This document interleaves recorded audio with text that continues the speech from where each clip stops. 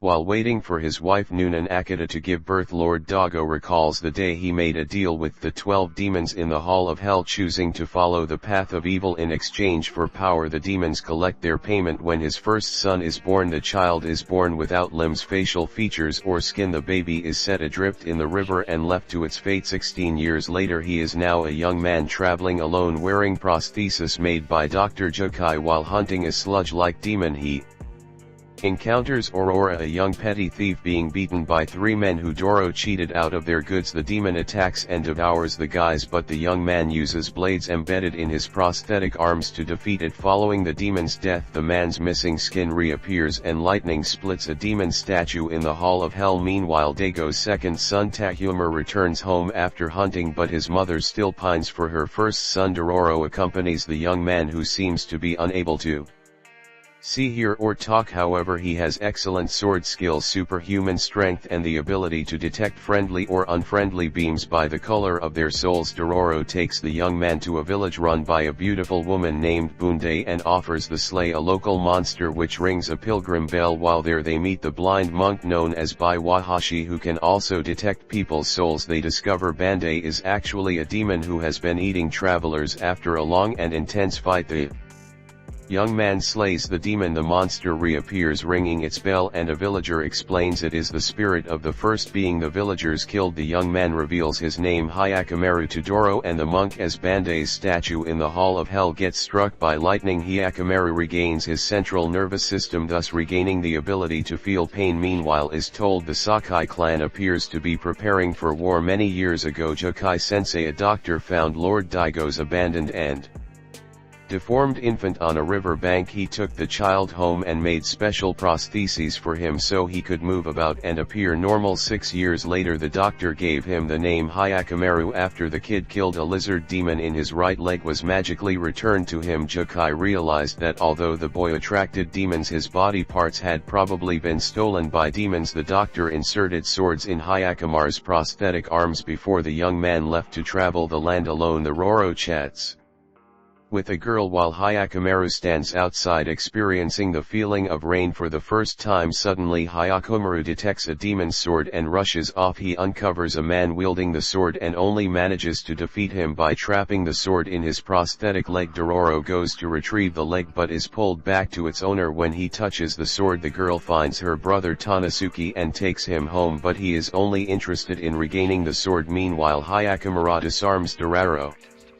Butanosuke seizes the sword again and attacks Kiyakamaru. This time Hyakamaru kills him and breaks the sword, which returns his ears to him. The next morning in the Sakut territory, Hyakamaru encounters Mio, but he collapses from his wounds. The travelers stay with Mio and a group of orphaned children at an abandoned temple while Mio works at night serving the Sake troops as a prostitute. Meanwhile, Baiwahoshi finds a better place for them, however is inhabited by demon. Despite his wounds still healing, Yakimara goes to fight it. Baiwahashi is concerned Hyakamaru's white aura is starting to show hints of demon red. They encounter the Andli and larvae-like demon, which bites off the lower half of Hyakamaru's real leg, leaving him screaming in agony. Baiwahashi heads back to Mio's camp with Hyakamaru. His leg is half gone but his voice is returned. He slowly adjusts to using his hearing and his voice. With the help of Mio, they become drawn to each other and the red in his soul fades. Although only partially recovered, Hyakamaru returns to kill the demon. He succeeds in killing the demon and his lane heals. However, when he and Doro return to the temple, they find Mio mortally wounded and Dago troops murdering the orphans because they believe Mio is a Sakai spy. Enraged by the attack on Mio, Hyakamaru goes berserk, slaughtering all the Daigo troops until Doro intervenes, fearing Hyakamaru may become a demon himself. After burying the dead, Hyakamaru and Dororo continue their travel. A dark cloud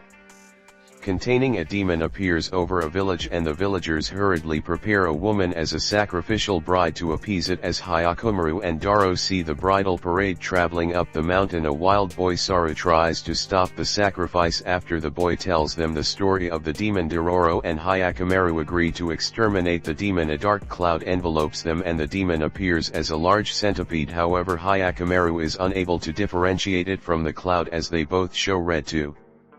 his vision and it swallows the woman. Dororo and Saro devise a plan to create an explosion using the sulfurous gases emitted by the mountain, which sets the demon ablaze but has little effect. Dororo then jumps on demon's head and calls to Hyakkimaru, enabling him to locate and attack the centipede by sound, destroying it. The dark cloud dissipates and Hyakkimaru of the Roro and the woman who is still alive from being swallowed whole fall into a water. Saru was relieved to find his sister and agrees to move into the village with her. Hyakkimaru regains his sense of smell and for the first time addresses Dororo by name. Dororo falls ill with fever and Hyakkimaru takes him to a temple for treatment. Later Dororo recovers, but the priestess reveals to Hyakkimaru Dororo is actually female, calling Dororo a young girl after removing her clothes to wash them. Meanwhile Daigo is told Hyakkimaru may be alive from a survivor of the attack on Mayo's camp. A crab-like monster devours a man after destroying his boat. Meanwhile the drive in the Devo lands worsens while the Asakura clan gathering on their border. He visits the temple and finds more demon statues destroyed, and the demons inform him Hyakkimaru is still alive and is slowly retrieving the stolen pieces of his body. Daigo's son Tabamaru discovers his father is searching for a baby. Later Tomorrow and his two bodyguards Mutsu and Hyago encounter a village where they speak of a monster in the lake which eats fishermen. He leads a group of villagers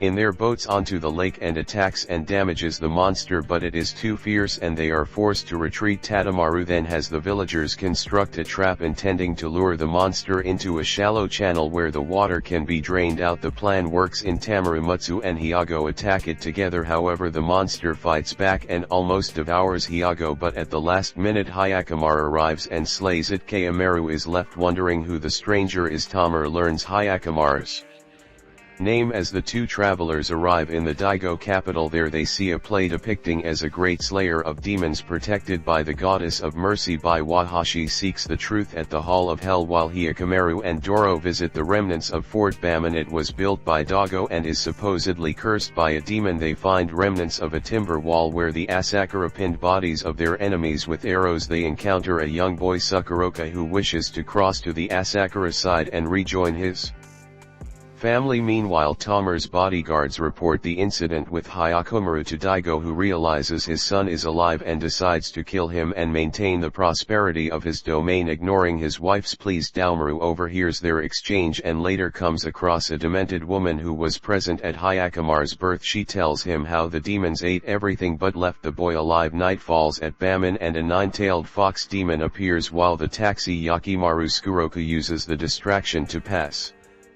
the wall with Doro in pursuit. However they are captured by Asakura sentries. The demon is eventually chased off by the arrows of a squadron led by Dago himself, who then approaches Hyakkimaru. Hyakkimaru does not recognize his father and is confused when he sees demonic red and Daigo's soul. Daigo orders his archers to fire a Hyakkimaru who flees. Meanwhile Dororo and Skuroku are held in an Asakura prison with other prisoners, but Dororo manages to escape in the compound. Daomaru confronts her mother about his brother's fate, but his father explains the bargain he made with the demons to save their land. Hyakkimaru appears and is seen by his mother and brother, but Dago orders him killed. Tadamaru is horrified, but Daigo asks Amaro if he would be willing to sacrifice the land to save his brother. The Asakura start to kill their prisoners at the Banon to provoke a war, and the Daigo army charges forward, attracting the fox demon lord. Dago arrives with his army and Tabmarov, who has reluctantly accepted his father's decision, and attacks Hyakkimaru. Hyakkimaru breaks Tabmar's sword and damages his right eye and then kills the demon, which is sucked into the bannerman. Nuanakata arrives and begs forgiveness for her complicity and Daigo's bargain. She then stabs herself and her sacrifice causes her goddess of mercy statue to collapse. The Bamon survivors of Skuroku's village arrive and Skuroku is reunited with his mother. By Wahashi picks up Nunakata's small headless wooden statue of the goddess of mercy, which sacrificed its own head at Hyakkimaru's birth so the child would not lose his head in his father's barbing with the demons, and its gentle green or fades. Later Hyakkimaru and Darora visit an onsen where they encounter Bai Wahashi and other children who see a map which appears on Doro's back. Nuan Akita is shown to have survived, but Tabamaru has been blinded in his right eye. In a flashback, Dororo's father, the bandit Hibikuro, drew a part of a map of the location to his hidden money onto the back of his wife and the rest under Woro's back so they could retrieve it together. Later Dororo memorized the map on her mother's back before she died in the present by Wahashi, and Hyakumura realized the map appears when Doro's back heats up, which by Wahashi says gives her some choices in life. Hyakumura continues his search for demons unconcerned even when a huge baby-like monster grabs Dororo. They arrive at a burned-out temple and the monster disappears as they encounter Sabiem, the lord of the land, carrying a flower offering to the spirit who inhabits the site. He invites them to stay at his home, where he says the temple housed a nunnery which exploited children before it was struck by lightning and destroyed, killing everyone inside. That night the travelers are attacked by a caterpillar-like monster, but when Hyakumura wounds it, a huge moth-like demon Mime Amba appears and carries it away. The moth lands near Sabiem and transforms into a white-haired woman. After she tells Sabiem the food he provided for her children was too strong, he consoles her and promises to protect her and her children. Doro visits Sabiem's prosperous village where everyone seems happy. She finds a rice storehouse deep in the forest but is pushed into the basement by the villagers. It is filled with the caterpillar monsters which menaced Aurora, but the baby monster returns to save her. The monster bursts open, releasing the spirits of the children from the temple, which Sabiem and the villagers and fed to Mamienba. After burning it down outside the village, Sabiem tells Hyakumura how he accepted the Mimiamba who fed on samurai and beast to protect the village and then took her as his wife. The Mime and the moths emerge from their chrysalides and attack Hyakumura, who fiercely fights back. However, the last one destroys Hyakumura's prosthetic leg and then sacrifices itself to set fire to the village. Meanwhile, Dororo burns down the storehouse, destroying the caterpillars and the village rice supplies, causing the villagers to fight among themselves over the remaining food. Hyakumura finds and kills the original Melamba, which returns his spinal column to him. He and Aurora walk back through Sabiem's burned-out village where many villagers lie dead, including Sabiem. The Roro wonders if they did the right thing, but Hyakumura states his only concern is killing demons. Dororo and Hyakumura walk separate ways, but bandit named Adaki, who betrayed Dororo's father, finds her Itaki is half of the map from Jeriro's mother back and demands to see Dorota's half. She denies knowledge of a map, but Adachi and his men take her with them, believing she has memorized it. They travel for days following Dororo's mother half of the map, which Hitachi discovered after he dug up her body. They arrive at Cape Katsu where the treasure is located, but can't reach it without a boat. After failing to find boats at a nearby village which they believe was destroyed by bandits, they meet Shiranui, a one-armed youth who offers to take them across. They board two boats pulled by huge sharks. Jiramaro and Sabi Romaru midway across, Shiranui reveals he fed his arm to the sharks. However, they developed a taste for human flesh, so he then killed the villagers to feed them. On his signal, the sharks capsize one of the boats and devour the men on board. Not wanting them to gorge themselves, he leads Sabaramaru to watch the second boat until they come back later to eat.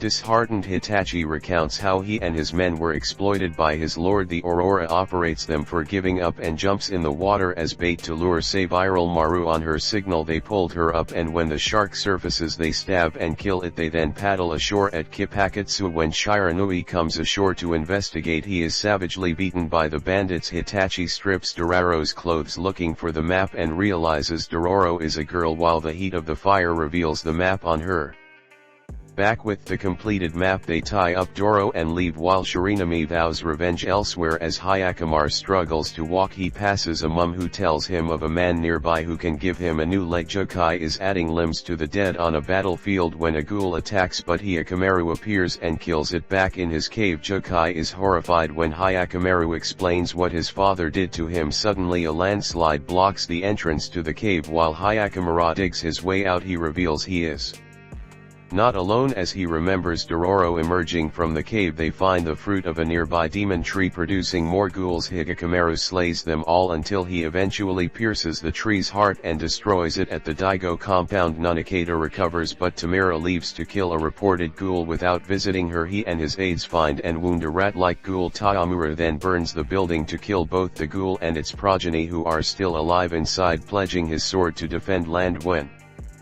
They return. Daigo sends Tabamaru in a small army to kill Hyakumaru. Meanwhile, Hyakumaru rows a small boat towards Kaipakatsu. Shiranui calls on the giant shark Jiramara to eat Saburamuru's body, and it evolves into a demon capable of moving onto land. It attacks Aurora, but she is saved by Hyakumaru, who slays the demon. Hyakumaru's left leg is restored. Meanwhile, Hitachi finds a cave and two of his men rush in but are killed by booby-trapped explosives. Tadamaru and a fleet land on the shore in pursuit of Hyakumaru, and Tadamaru gives orders to leave no one alive. Several of Itaki's remaining men fall to Daigo arrows, and Dororo and Hyakumaru come across a wounded Itaki. Hyakumaru is attacked by Tabomaru, Mutsu and Hyago, so Itaki grabs Dororo and flees high above shore. Nui detonates the booby-trap bombs he removed in an attempt to kill everyone, killing himself and causing a landslide. Many of Tabamaru's men are killed and Hyago is badly wounded, so they decide to withdraw, assuming